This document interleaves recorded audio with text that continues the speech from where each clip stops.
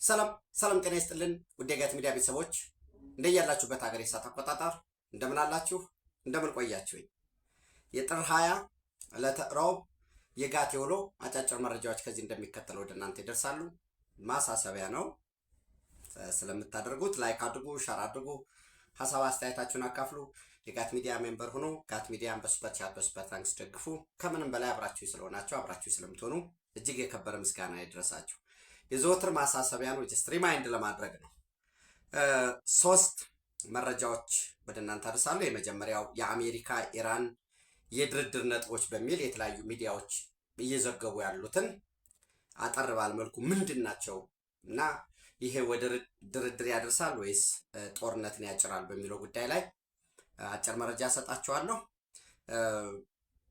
የደቡብ አፍሪካ ልዩ ውሳኔ አሳልፋለች። በዚህ ዓመት እንደምታውቁት የ2026 የቡድን 20 አባል ሀገራት ፕሬዚደንት ሰብሳቢው አሜሪካ ነች፣ which means ዶናልድ ትራምፕ ነው። ሚያሚ ፍሎሪዳ በማራላጎ በራሳቸው ሪዞርት እንደሚካሄድ ነው መረጃዎች እየወጡ ያሉት። በዛ ከአሜሪካና ደቡብ አፍሪካ ጋር አይ ቲንክ በዚሁ ብንጨርሰው ነው የሚሻለው።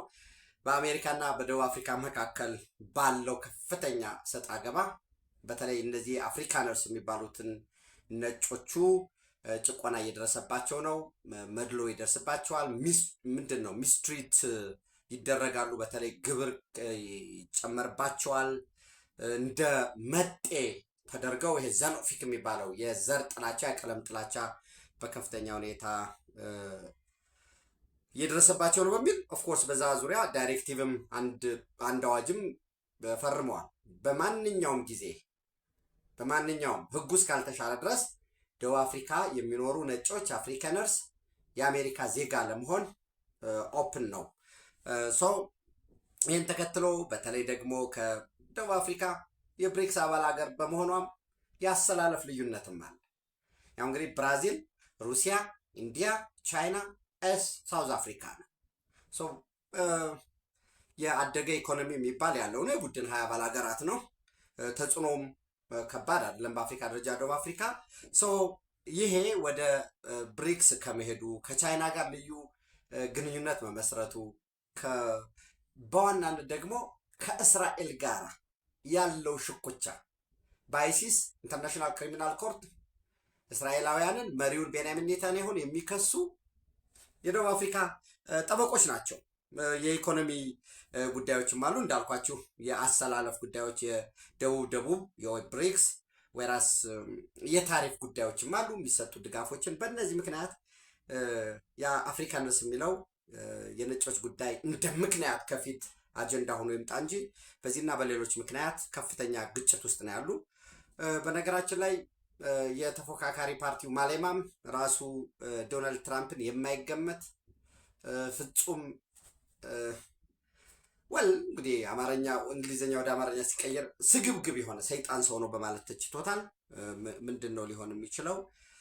ደቡብ አፍሪካ ላይስ ምን አይነት እርምጃ ሊወስዱ ይችላሉ የሚለውን አብረን የምናየው ነው። ጥንቆላ እንዳይሆንብኝ እንጂ ሆፕፉሊ ፓርቲው ውስጥ ሰም ሶርት ኦፍ ሪፎርም መስራታቸው አይቀሩም። ሞሳድም ሲአይኤም MI5-6ም ጨምሮ የሚል አለኝ የሚል እየተነበየ ይሆን አይደል? እንደዛ አይነት ነገር ሊኖር ይችላል በሚል እንውሰደው። የደቡብ አፍሪካ ልዩ ውሳኔ ያልኩት ይሄንን ከቡድን 20 አባል ሀገራት እንድትወጣ ወስናለች። ሌላው እንግዲህ እንደምታውቁት ይህንንም ባጭር ነው መረጃ የምሰጣችሁ። የአሜሪካ ምክትል የውጭ ጉዳይ ሚኒስትር ክሪስቶፈር ላንዳው እንዲሁም የአፍሪካ እዝ አዛዥ የአሜሪካ የአፍሪካ እዝ አዛዥ ሌተናል ጀነራል ዳግቪን አንደርሰን 2 ቀን በካይሮ ግብፅ የነበራቸውን ቆይታ አጠናቀው ትናንት ቢሾፍቱ ሀረር ሜዳ አርፈው ነበር። በዛም 90ኛ ዓመት የኢትዮጵያ አየር ኃይል የምስረታ በዓል አከባበርን በልዩ ልዩ ሁኔታ ነው የተከበረው። ትናንት ተጠናቋል። በዛ ተገኝተው የአየር ትርኢትንም ኤክስፖም የተለያዩ ሀገራት ወታደራዊ ትጥቅ አምራቾች ኤግዚቢሽን አሳይተዋል። በዛ ውስጥ የኢትዮጵያ መከላከያ ኢንጂነሪንግ የቀድሞ ሜቴክ ማለት ነው የኢትዮ ኢንጂነሪንግም ምርቱን አሳይቷል። ያን ሲያዩ አሜሪካኖች ሴንሲቲቭ ናቸው። የኛ ኢንዱስትሪዎች የታለ ብለው ይጠይቃሉ። ምክንያቱም የኢትዮጵያ ገበያ ትልቅ ገበያ ግድ የለም የኢትዮጵያ በቃ ማክሲመም 300 400 ሚሊዮን ነው የሚገዛል ብለን ልናስብ እንችላለን። ግን አቋቋም ነው የሚሉት አየር ኃይል እዛ ውስጥ የአሜሪካ ምንድን ነው ገበያው? ዛሬ ብቻ አይደለም ቢዝነስ ስታብሊሽ የምታደርገው ለዛሬ አንድ ጀት ይገዛኛል 2 ጀት ብላ ብቻ አይደለም። ዘላቂ ጥቅምን በተመለከተ ሰው እንደምታውቁት በአብዛኛው የኢትዮጵያ አየር ኃይል ትጥቆች የራሽያ፣ የቱርክ፣ የቻይና ከመለማመጃ አንጻር በተወሰነ የካናዳ ያ ማለት የአሜሪካ ትጥቆች የሉም ማለት አይደለም። ግን በአንጻራዊ ኮስቱ ሲታይ በአቋቋምከው ተቋም ላይ አየር መንገድ ላይ ስንሄድ ሞሮለስ ቦይንግ እና ኤርባስ አለ። ሁለቱም ተመጋጋቢዎች ናቸው። ኤርባስም የምዕራባውያን ነው፣ የፈረንሳይ ነው። ቦይንግ የአሜሪካ ነው። ሼር ሆልደር አላቸው። አሜሪካኖች ደግሞ ቦይንግ እንድንገዛ ነው የሚፈልጉ። አንዱ የዚህ ልዑክ የመጣበት የንግድ ሚዛንን ማስጠበቅ ነው። ኦቬስ ነው። ባላንስ ኦፍ ትሬዱ በአሜሪካና በኢትዮጵያ መካከል ያለው ለአሜሪካ ያደላ ነው። እንዳልኳችሁ በባለፈው 9 ቦይንግ አውሮፕላን ገዝተናል። በ2031 በ30 መጨረሻ 31 መግቢያ ላይ እንረከባለን። ያ ብቻ 9 አውሮፕላን ብቻ ወደ 2.8 ቢሊዮን ዶላር ነው። ሌላውን ተውት። የንግድ የሚባለው እኛ ወደ አሜሪካ የላክ ነው ሲቀነስ ከአሜሪካ ያስገባ ነው ሲሆን አንድ ምናልባት ይህን ያህል ቶን ቡና ልከናል፣ ይህን ያህል እንደዚህ አድርገን ምናምን ያለው በሙሉ አንዲት አውሮፕላን ስንገዛበት እኩል ይሆናል? የለም። ለምን? እኛ ፕራይመሪ ፕሮዳክት ነው ወደ እነሱ ምንልክ፣ ሮው ማቴሪያል ነው። ቡናችንን እንኳን ፕሮሰስ አላረግ ነው፣ አልቆላ ነው። ብንቆላው እሴት እንጨምርበት ነበር። ለሚቆሉ 5000 10000 ሰዎች የስራ ዕድል እንፈጥር ነበር። ብንፈጨው ለሚፈጩ ሰዎች የስራ ዕድል እንፈጥር ነበር። እኛም እሴት እንጨምርበት ነበር። ብናሽገው ለሚያሽጉ ሰዎች፣ ፕላስቲክ ለሚያመርቱ ኤንድ ሶን ፓክ ለሚያረጉ አምፓክ ለሚያረጉ ለነዚህ የስራ ዕድል እንፈጥር ነበር። ስንሸጠው ዋጋ ያወጣ ነበር። እኛ እዚህ አንድ መርከብ ሙሉ የሸጥነውን ምናልባት እነሱ ፕሮሰስ አድርገው በሴት ሰንሰለት ውስጥ አስገብተው ቫልዩ ቼን ቀላል ነገር አይደለም። ያንተን ምርት ለምሳሌ ካሪፍሩ የፈረንሳዩ እዚህኛ ሀገር ላይ ሲመጣ ቀላል ነገር የሚመስለዋል። ሸቀጥ አይደለም የሚሸጠው። የሜድሮክ የሚያመርተውን ቡና በዓለም አቀፍ ደረጃ ባሉ ስቶሮች እንዲሸጥ ገበያ አክሰስ ፈጠርክ ማለት ነው። ያን ቡና መሸጥ በራሱ የውጭ ምንዛሪ የሚገኝበት እድል ይፈጥራል።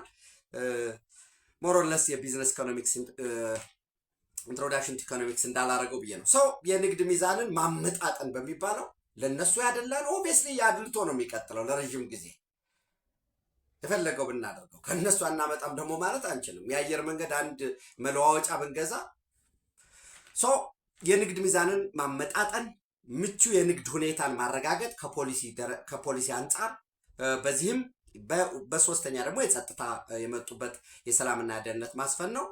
በጠዋት ፕሮግራማቸው የአሜሪካ ምክትል የውጭ ጉዳይ ሚኒስትር ክሪስቶፈር ላንዳው ከኢትዮጵያ የውጭ ጉዳይ ሚኒስትር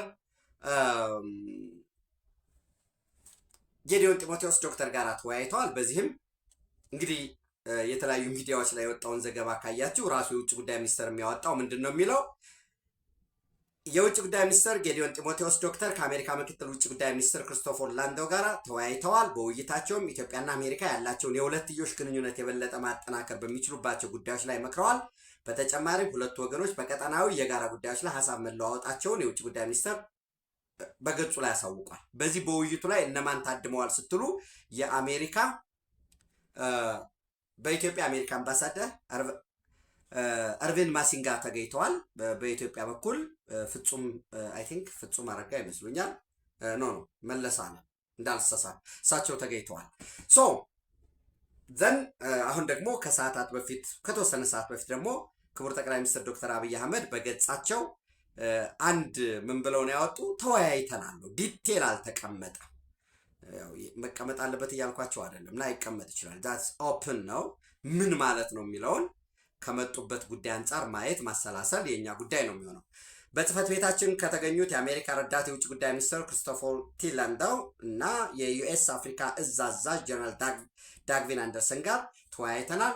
ቀጣይነት ያለው ትብብርና መከባበርን አጽንኦት ለሰጠው ደማቅና ገንቢ ውይይታችን ምስጋናዬን አቀርባለሁ ብለው አስቀምጠዋል። ስለዚህ የመጡበት አጀንዳ እንዳልኳችሁ የንግድ ክፍተትን የንግድ ሚዛን ማመጣጠን ነው አንዱ። ምቹ የንግድ ሁኔታን በዚህ ዙሪያ የአገር በቀል ኢኮኖሚክ ሪፎርሙ ለአሜሪካ የንግዱ ማህበረሰብ ሊያስገኝ የሚችለውን መንግስት ለመንግስት ፕራይቬት ቱ ፕራይቬት እና እንዲሁም በተለይ በዋነኝነት በጋራ ሊሰራበት በሚችለው በማዕድን በሊቲየም በኩል በዋነኝነት ኤኒዌይስ በሌሎች ዝርዝር ጉዳዮች እንዲሁም አሜሪካ የጤና አጋር ነች፣ የኢንቨስትመንት አጋር ነች። በድጋፍ እርዳታ ሁሉ አሜሪካ ለኢትዮጵያ ዋነኛ የልማት አጋር ነች። እየተጠናክሮ በሚቀጥልበት ሁኔታ ሶስተኛው የሰላምና ደህንነት ማስፈን ነው። እንዳልኳቸው የቀይ ባህር ጉዳይ ይነሳል። ደፍነትሊ የኢትዮጵያ ውጭ ጉዳይ ፖሊሲ በብሔራዊ ጥቅም ደረጃ ቁጥር 1 ነው። ቀይ ባህር እንትን አናድርገው ዝም ብሎ ይሄ ነው አንደኛ ይሄኛው ሁለተኛ ባንልም ቀይ ባህር አለ።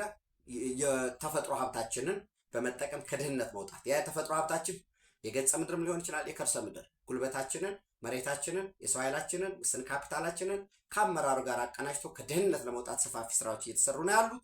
በዚህ ረገድ የናይል ጉዳይ ይነሳል። ሌላው እንግዲህ ኢትዮጵያ በቀይ ባህር ብትወጣ ለራሷ እያደገ ላለው ኢኮኖሚዋ በ2050 250 ሚሊዮን ለሚሆነው ህዝብ አስተማማኝ የንግድ ወደብ፣ ከዚህ ሁሉ ባለፈ አልሸባብን የምትፋለመው ቀጠናዊ ሰላምን የምታረጋግጠው ፕሪዲክቴብል የሆነ በቀጠናው ወሳኝ አስተማማኝ የልማት አጋር የሰላም የደህንነት አጋር የምንሆነው በዚህ ሽብርን ኤክስፖርት የሚያደርገውን ስርዓት የሻዕቢያን ካዲሃሎ መንቀል ሲቻል ኢትዮጵያ ዳግም ወደ ቀይ ባህር መልህቋን የንግድ መርከቦቿ እንዲሁም የባህር ኃይል ቤዙን መመስረት ሲቻል ነው። በዚህ ዙሪያ ላይ ሰፋፊ ውይይቶች እንደሚደረጉ ይጠበቃል። ቫኪዩም ወይም ዝም ካለ ያንን ማሟላት መተንተን የኛ ጉዳይ ነው የሚሆነው። ድሮ ከመጡበት አጀንዳ ጋራ ይህንን የምናይ ይሆናል ማለት ነው። ዘን ይህን ካየን ወደ አንደኛው አጀንዳችን የአሜሪካ ኢራን የድርድር ነጥቦች ናቸው። በነገራችን ላይ ከአሜሪካ ኢራን ድርድር ነጥቦች ባለፈ እንግዲህ ከትናንት በስቲያ ህወሓት በጠለምት በኩል ትንኮሳ ከፍቶ ነበር። በዚያ ትንኮሳ ይዞት የገባው በሙሉ ኃይል ተመቶ የሚማረኩት ተማርከው እግሬ አውጭኝ አፈግፍጎ ነበር። ዛሬ እንደገና ተመልሶ አርሚ 17 የሚባለውን አርሚ 11ን በመያዝ በባለፈው ከተመታው የተራረፈውን ሰብስቦ የባድመ ክፍለ ጦር የሚባለውን ዲማ ልዩ ቦታው ምጫራ ደግመዋለው አርሚ 11 ባድመ ክፍለ ጦር የሚባለውን በጠለምት ግንባር ዲማ ልዩ ቦታው ምጫራ ላይ ተኩስ ከፍቷል። አርሚ 17 ወደ ዋልድባ አካባቢ እንዲንቀሳቀስ ትእዛዝ ተሰጥቶት ወደ ዋልድባ እየተንቀሳቀሰ ነው። አርሚ 35 ወደ ጸሊሞይ የሚባል አሁን በጠለምት ግንባር ወደ ጸሊሞይ እየተንቀሳቀሰ ነው። አርሚ 26 የሚባለው የታጣቂ ቡድን ወደ አበርገለ ሚራቅ አካባቢ ወደሚባል ቦታ እየተንቀሳቀሰ ነው።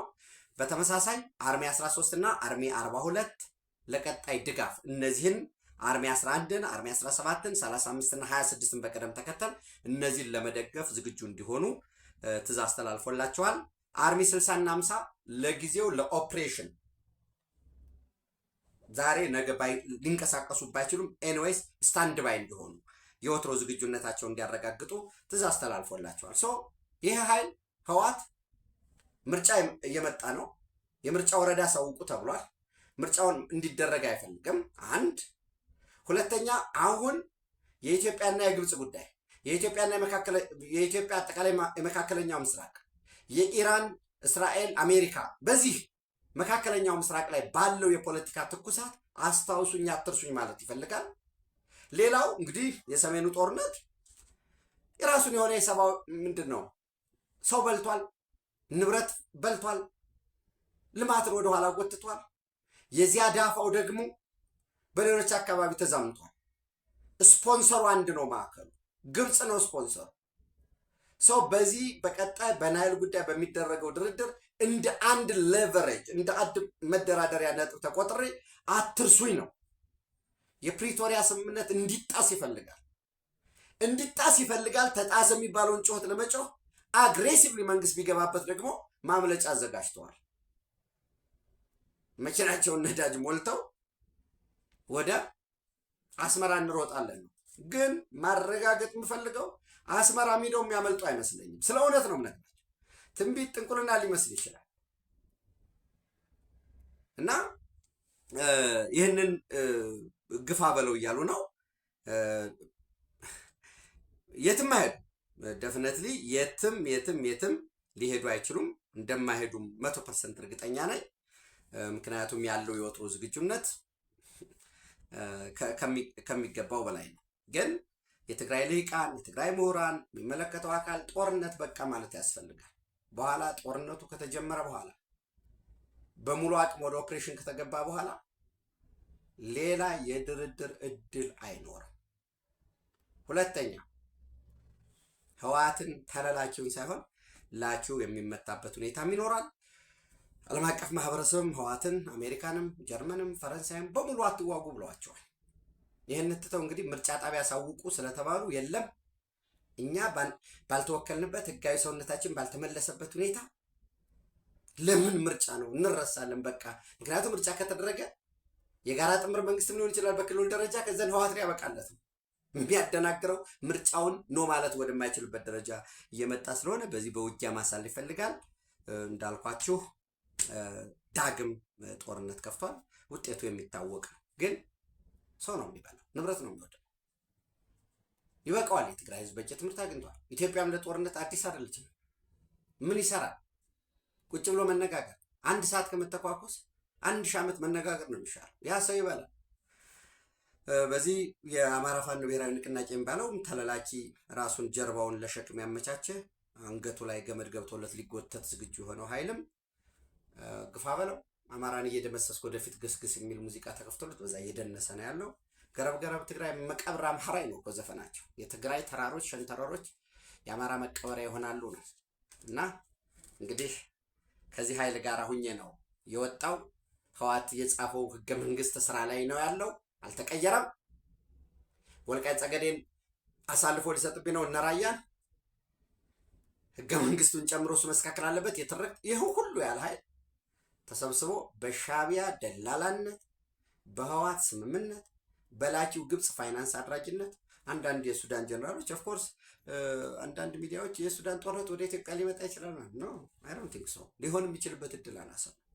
ወደዛ የሚገባበትም ጉዳይ ስለሌለ ማለት ነው። እነዚህ በአስተርጓሚነት ግን የአፋብን አንዳንድ አመራሮች ስማቸው መጥራት እነሱ ማክበር እንዳይሆን ነው እንጂ በአስተርጓሚነት የሚሰሩ አሉ። የሚታወቁ ኦቤስሊ እዛ ከድንበር ላይ ወዲያ ወዲህ የሚሉ ሰው ያለው ሁኔታ ይህንን ነው የሚመስለው። እንግዲህ ሌላው በአሜሪካና ኢራን የድርድር ነጥቦች በተመለከተ በነገራችን ላይ ከትናንት በስቲያ ሰኞ እስማኤል ባግሂ የሚባሉት የኢራን የውጭ ጉዳይ ሚኒስትር ቃል አቀባይ ሳምንታዊ የሆነ የፕሬስ ኮንፈረንስ ጋዜጣዊ መግለጫ ሰጥተው ነበር ሰኞ ዕለት እና በዛ ምንድነው ያሉት? ኢራን ይሄ ኮምፕሌክስ ውስብስብ የሆነ ጦርነት ውስጥ ገብተናል፣ ሰልፍ ከውስጥ ያደራጁብናል፣ ኢኮኖሚያችን ታይቶ በማይታወቅ መልኩ በማዕቀብም በተለያየ ሳቦታጅም ከጥቅም ውጭ ሆኗል ኢኮኖሚያችን። የፕሮፓጋንዳ ጦርነቱም አለ። እነዚህ ሁሉ ሆነውም ግን ኢራን ሉዓላዊነቷን ለማስከበር ጥቃት ከተፈጸመባት አሳማሚ የሆነ አስተማሪ እጅግ አሳማሚና ለጸጸት የሚዳርግ ጥቃት ለመፈጸም ዝግጁ ነች ብለዋል። ፓርት ኦፍ ሳይኮሎጂካል ዋርፌር ነው። ካፓቢሊቲያቸውን ደግሞ እንግዲህ ከራሽያም ከቻይናም ይኖራቸዋል። ምክንያቱም ለራሽያ ብዙ የጦር መሳሪያ ይሰጣሉ። በተለይ ሚድ ሬንጅ ባላስቲክ ሚሳይሎችን ይሰጣሉ። ከቻይናም በተለይ ነዳጅ በመሸጥም ከቻይና ጋር አጋርነት አላቸው። የኢራን በአሜሪካ እጅ መውደቅ ከምንም በላይ ጉዳቱ ለቻይና ነው። ህንድ ይህን ታሳቢ አድርጎ ህንድ አሁን ከአውሮፓ ገበያ ጋር ከፍተኛ የሆነ ዘ ማዘር ኦፍ ኦል ትሬድ አግሪመንት የሚባለው የስምምነቶች ሁሉ እናት የሚባለውን ስምምነት ፈጽመዋል። ያው እዛ ላይ የአሜሪካን የማንገራገር ነው። ሌላ የንግድ ፓርትነር ህንድን አግኝተናል ነው። እሱ አንዱ ነው። ሁለተኛ ህንድ ደግሞ ኤክሰስ የሆነ ካፒታል አለው። ያንን ካፒታል ሸቀጥ ከመላክ ኤሌክትሮኒክስ ምርት ከመላክ ይልቅ በቢሊየን የሚቆጠር አውሮፓ ውስጥ ኢንቨስት እንዲያደርጉ ነው። በተመሳሳይ ቻይናም ወደዛ ይመጣል። ስለዚህ አሜሪካን ዲተር እናድርግ ነው ጨዋታው፣ አንዱ ጨዋታ። ሁለተኛው ካፒታል ፍለጋ ነው። ለምን ኢንቨስት ኢኮኖሚው እንዲቀጥል ከውጭ ኢንጀክት መደረግ አለበት። ሃርድ ከረንሲ ያለው የተጠራቀመ ሪዘርቭ ካፒታል ገበያ እየፈለገ ያለ ካፒታል ያለው የህንድ የቻይና ራሳቸው ደግሞ ሀገር መንግስት ደግሞ ሚሊተሪው ላይ መስራት ይፈልጋሉ። ስለዚህ ኢኮኖሚውን ከህንድ ከቻይና በሚመጣ ኢንቨስትመንት ከማጠናከር ሚሊተሪ አቅማቸውን ደግሞ በራሱ መስራት ይህንን አድርገው የአሜሪካን የመገዳደር ያሸንፋሉ ወይ? እሱ ሌላ ጉዳይ ነው። የዚህ ፍላጎት አለ። ቻይና ኢራን ላይ ዲፔንደንት ነው። ያንን ዲፔንደንሲ ለማስቀጠል የጦር መሳሪያ መስጠታቸው አይቀርም። ዞሮ ዞሮ ምንድን ነው ኢራን ኢዝ ፌሲንግ a complex war, warning that any response would be painful and regrettable ይላል። ኮት ያደረኩት ነው ከንግግራቸው።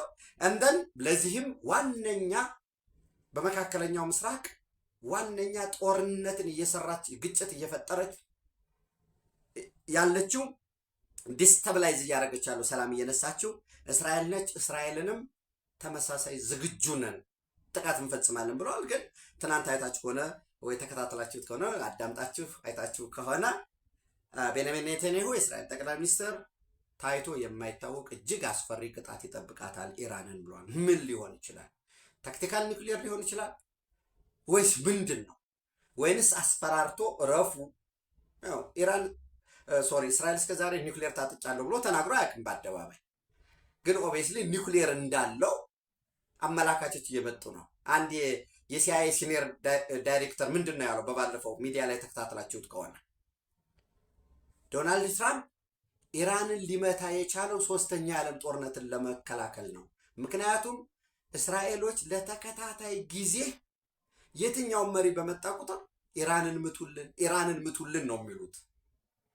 ስለዚህ እናንተም ቢካላችሁ ግን አሁን እኛ በኒውክሌር እንመታዋለን ስላሉ ያለ ማስቀረት ነው ይላል። ያው እንግዲህ እሱን መተንተን ያስፈልጋል። ዞሮ ዞሮ ግን ዩኤስኤስ የሚባለው የአብርሃም ሊንከን ሌላውም ደግሞ አሁንም ሌሎች የጦር መርከቦችም ምንድን ነው የተዋጊ ጀቶችን ወይንም ይሄ ዋር አፓራትስን የጫነ ሌላ መርከብም እየመጣ ነው። አናዘር ቢዩቲፉል አርማዳ ሴሊንግ ተዋርድስ ኢራን ራይት ነው ብለዋል ትናንት ዶናልድ ትራምፕ።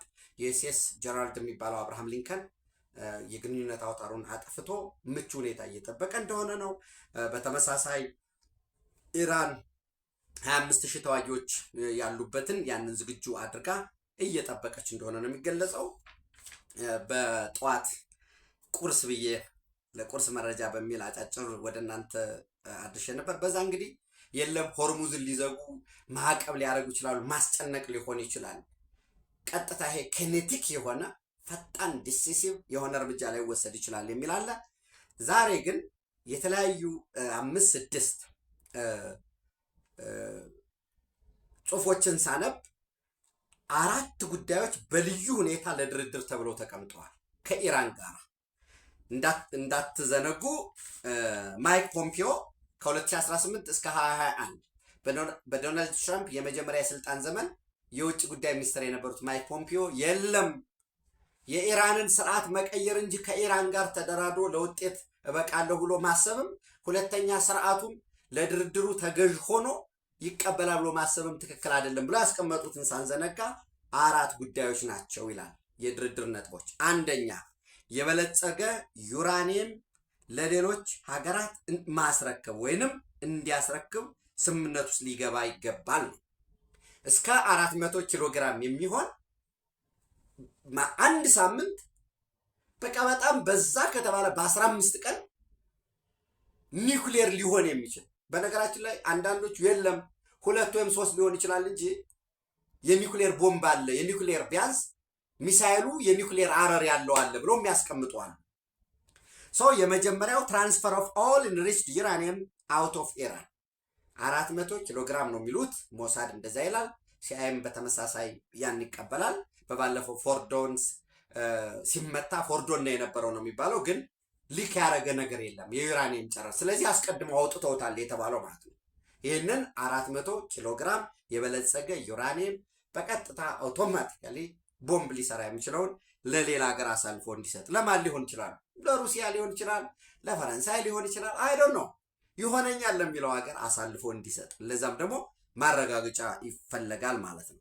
ሁለተኛ በምንም ታምር ዩራኒየም ማበልጸግን ሙሉ ለሙሉ ለማቆም መስማማት ዊዛውት ኤኒ በዚህ ምክንያት ለዚህ ምናምን ብሎ አለው። ዩራኒየም ለኃይል፣ ለሕክምና፣ ለምርምር፣ ለእርሻ፣ ለግብርና እያሉ መሄድ ይቻላል፣ ለመሰረተ ልማት ግንባታ።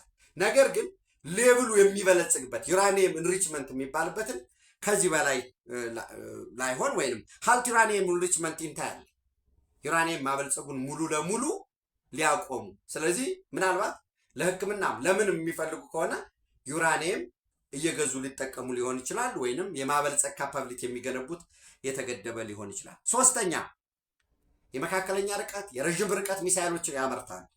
የረዥም ርቀት ሚሳይሎችን ዲስታንሳቸው ሊሚት እንዲያደርጉ። ስለዚህ ምናልባት እስራኤል ጋር የማይደርስ ሜቢ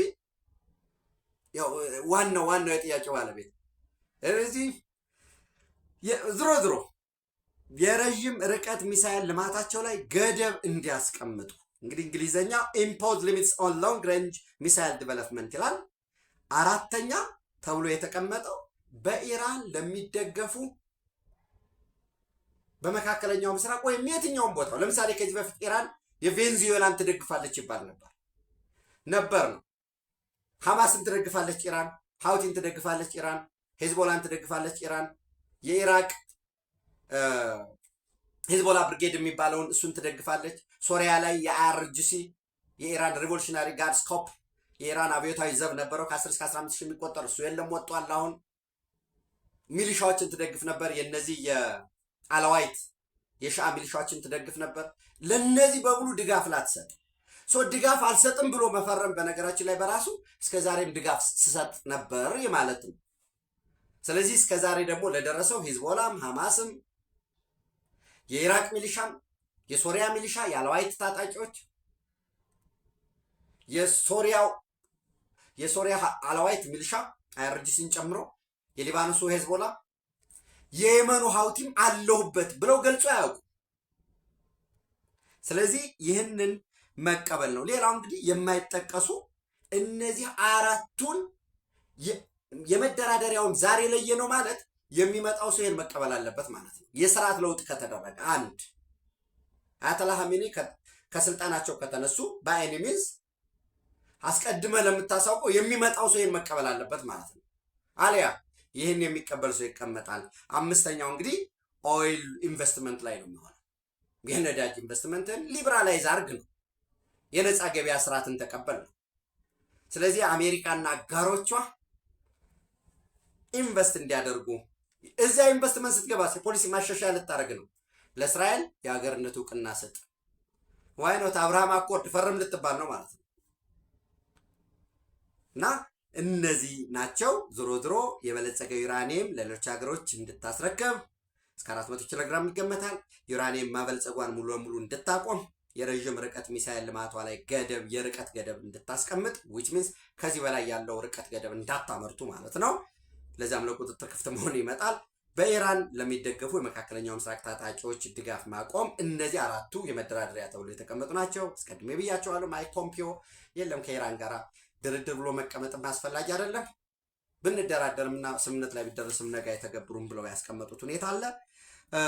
የኢራን ውጭ ጉዳይ ሚኒስትሩም ፕሬዝደንቱም እና አባስ አርጋቺ በሙሉ ለጦርነት ሙሉ ተዘጋጅተናል ፉሊ ፕሪፔርድ ፎር ዋር በት ፕራዮሪታይዝ ዲያሎግ ውይይት እናስቀድማለን እያሉ ነው። ወደ ውይይት የሚቀመጡ ከሆነ ሞራለስ ውይይት ይኖራል እኮ አሁንም ራይት ነው እኮ ይኖራል፣ ሙሽሩም እኮ ይኖራል፣ በሌላ ድርድር እኮ ይኖራል። ይህን መጠበቅ አለብን። ንግግር በጦርነት በፋመ በጋመ መካከል ድርድር ውይይት ይደረጋል። እነዚህን በሙሉ ተከታትለን ሌሎች ተጨማሪ መረጃዎች በተለይ ከህወሓት ጥቃት ጋር የተያያዘውን በጋት ዕለታዊ ምሽት በተለመደው በኢትዮጵያ ሰዓት አቆጣጠር ወደ እናንተ እንደርሳለን። ኢትዮጵያ በክብር ለዘላለም ትኖር። ጋት ሚዲያ አስተማማኝ የፈጣን የመረጃ ምንጭ ነው። ሸር አርጉ፣ ላይክ አርጉ። የጋት ሚዲያን ተአማኒነት ከእናንተ በላይ ማንም ምስክር የለም። በሱፐር ቻት በሱፐር ታንክስ ድጋፋችሁን ግለጹ። ቤተሰቦቻችን እያደጉ እንዲሄዱ ሰብስክራይብ እናንተ ማድረጋችሁ ብቻ በቂ አይደለም። የጋት ሚዲያ አምባሳደር ሁኑ። ኢትዮጵያ በክብር ለዘላለም ትኖር። በድጋሜ ታንኪዩ